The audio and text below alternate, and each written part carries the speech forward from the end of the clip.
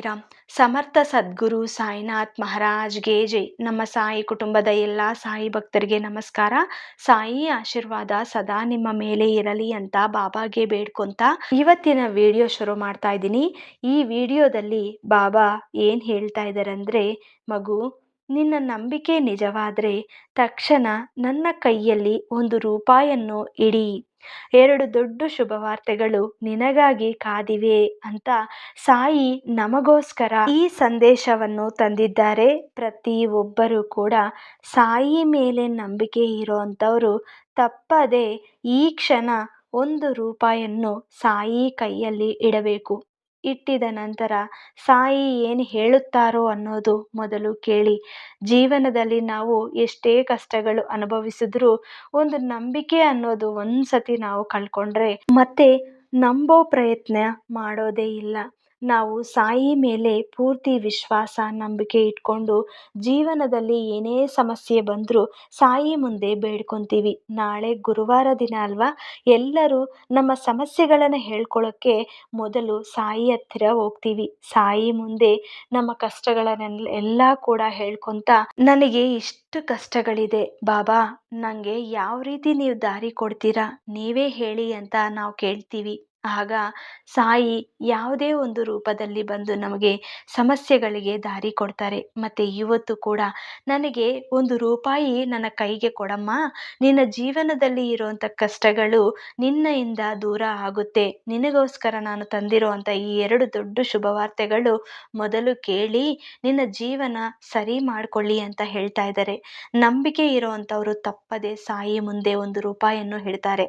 ಇಟ್ಟಿದ ತಕ್ಷಣ ಸಾಯಿ ಹೇಳಿರೋ ಅಂಥ ಮಾತುಗಳನ್ನ ನೆನಪು ಮಾಡ್ಕೊತಾರೆ.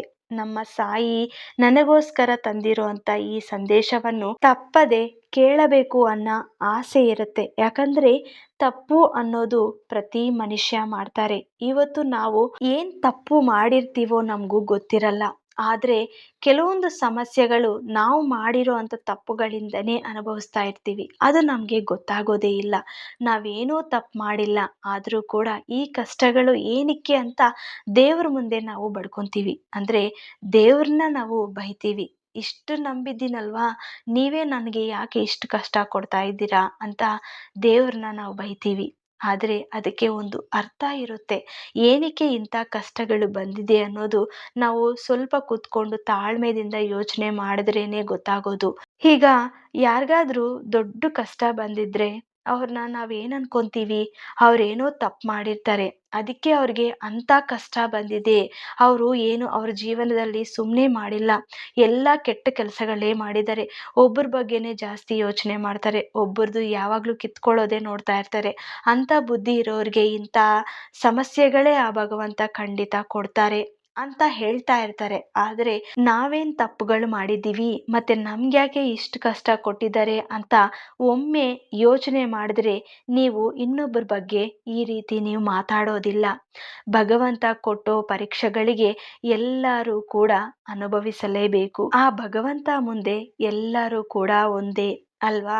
ಇವತ್ತು ನಿನ್ನ ಸಮಸ್ಯೆಗಳು ಇದೆ ಅಂತ ಹೇಳಿ ಸಾಯಿನ ಬೈಯೋದು, ಅಥವಾ ನೀವು ಯಾವ ದೇವರನ್ನು ಇಷ್ಟಪಟ್ಟು ಪೂಜೆ ಮಾಡ್ತಿರೋ ಆ ದೇವ್ರ ಮುಂದೆ ಕೂತ್ಕೊಂಡು ನಮ್ಮ ಕಷ್ಟಗಳು ಬೇಗ ಈಡೇರಿಸಿದ್ರೆ ಸಾಕು ಅಂತ ನಾವು ಹೇಳ್ಕೊತೀವಿ. ಈಡೇರಿಸಿದ ನಂತರ ನಮ್ಮ ಕಷ್ಟಗಳನ್ನು ನಾವು ಮರೆತು ಸಂತೋಷವ ಕಾಲ ಅನುಭವಿಸುವಾಗ ಭಗವಂತನ ಮರಿತೀವಿ. ಆ ಸಮಯದಲ್ಲಿ ಭಗವಂತ ಮತ್ತೆ ಪರೀಕ್ಷೆ ಕೊಡ್ತಾರೆ. ಏನಕ್ಕೆ ಅಂದರೆ, ನೀನು ಸಂತೋಷವಾಗಿ ಇರಬೇಕು ಅಂದರೆ ನಿನಗೆ ನನ್ನ ಸಹಾಯ ಬೇಕು.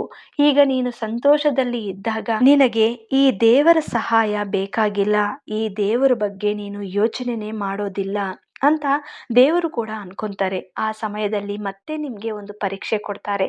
ಸಮಯ ಬಂದಾಗ ನಾವು ಯಾವಾಗ ಬದಲಾವಣೆ ಆಗುತ್ತೀವೋ ಅದೇ ರೀತಿಯಲ್ಲಿ ಭಗವಂತ ಕೂಡ ನಮ್ಮನ್ನು ಸರಿಯಾದ ದಾರಿಯಲ್ಲಿ ನಡೆಸೋಕ್ಕೆ ಕೆಲವೊಂದು ಪರೀಕ್ಷೆಗಳು ಕೊಡ್ತಾರೆ. ಆ ಸಮಯದಲ್ಲಿ ಮತ್ತೆ ಬೇಡ್ಕೊಂತೀವಿ. ಇದು ಮನುಷ್ಯ ಮಾಡೋ ಸಹಜ ಲಕ್ಷಣ ಅಂತ ಹೇಳಬೇಕು. ಮಗು, ನೀನು ಈ ತಪ್ಪುಗಳು ಮತ್ತೆ ಮತ್ತೆ ಮಾಡಬಾರದು ಅಂತ ನಿನ್ನ ಸಾಯಿ ಪ್ರತಿದಿನ ಒಂದು ಸಂದೇಶವನ್ನು ಕೊಡ್ತಾರೆ.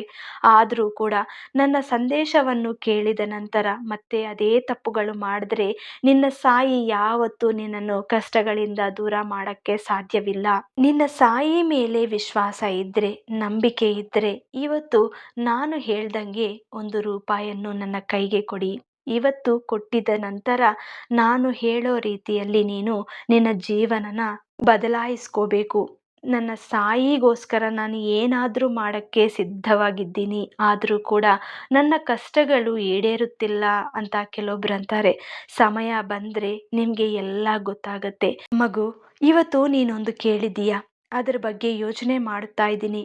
ಒಂದು ಬೇಡಿಕೆ ಬೇಡ್ಕೊಂಡ ತಕ್ಷಣ ನಾನು ಕೊಟ್ರೆ ಅದಕ್ಕೆ ಬೆಲೆ ಇರಲ್ಲ. ನಿನಗೆ ನೀನೇನು ಕೇಳಿದ್ದೀಯೋ ಅದು ತಕ್ಷಣ ಯಾವತ್ತೂ ನಾನು ಕೊಡೋಕ್ಕೆ ಸಾಧ್ಯವಾಗೋದಿಲ್ಲ. ಯಾಕಂದರೆ ನಾನು ನನ್ನ ಗುರು ಮುಂದೆ ಹೇಳ್ಕೋಬೇಕು. ನನ್ನ ಮಕ್ಕಳಿಗೆ ಏನು ಬೇಕು ಅನ್ನೋದು ನಾನು ಕೂಡ ಯೋಚನೆ ಮಾಡುತ್ತೀನಿ. ಈಗ ನೀನು ಕೇಳ್ತಿರೋ ಅಂಥ ಬೇಡಿಕೆ ಎಷ್ಟು ಮುಖ್ಯ ಅನ್ನೋದು ನೋಡುತ್ತೀನಿ.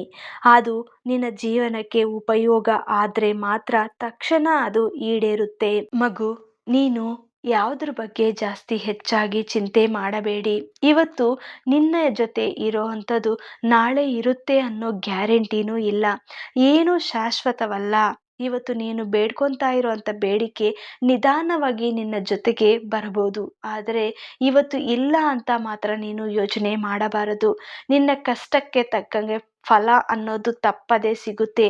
ಇವತ್ತು ನೀವು ಕೃಷಿಯಿಂದ ನಿನ್ನ ಕೆಲಸಗಳನ್ನು ಮಾಡ್ತಾ ಇರಿ. ಇವತ್ತು ನೀನು ಏನು ಮಾಡಬೇಕು ಅಂತ ಅನ್ಕೊಂಡಿದೆಯೋ ಅದು ನಿಧಾನವಾಗಿ ನೆರವೇರುತ್ತದೆ. ಮಗು, ಒಂದು ಮಗು ಹುಟ್ಟಬೇಕು ಅಂದರೆ ಅಮ್ಮ ಹೊಟ್ಟೆಯಲ್ಲಿ ಎಷ್ಟು ತಿಂಗಳು ಕಾಯಬೇಕು?